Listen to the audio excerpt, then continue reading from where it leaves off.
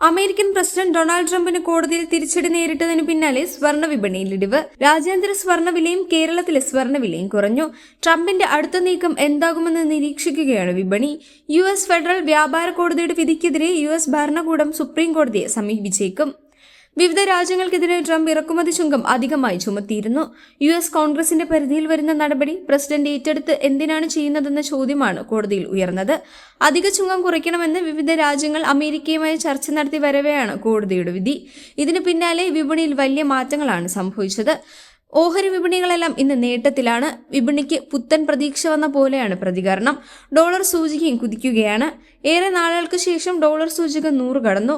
രാജ്യാന്തര വിപണിയിൽ സ്വർണ്ണവില 3288 നിന്ന് 3260 കുറഞ്ഞു. വ്യാപാരം തുടരുന്നതിനാൽ ഇതിൽ നേരിയ മാറ്റം പ്രതീക്ഷിക്കാം.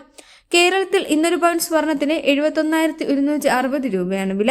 320 രൂപയാണ് കുറഞ്ഞിരിക്കുന്നത്.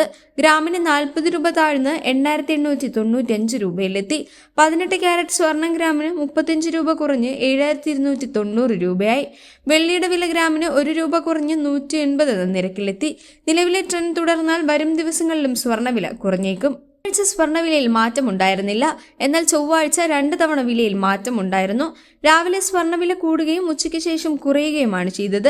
ഇതിന് ശേഷമാണ് ഇന്നത്തെ വിലക്കുറവ്. സ്വർണം വാങ്ങാൻ കാത്തിരിക്കുന്നവർക്ക് ഇന്ന് നല്ല ദിവസമാണ്.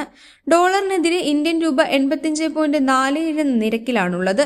ക്രൂഡ് ഓയിൽ വില അല്പം കയറുകയാണ്.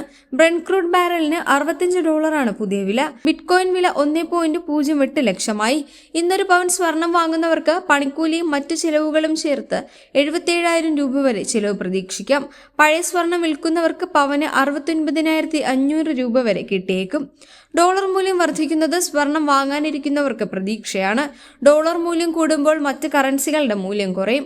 അവ ഉപയോഗിച്ചുള്ള സ്വർണം വാങ്ങലുകൾ ഇടിയാനും ഇത് കാരണമാകും.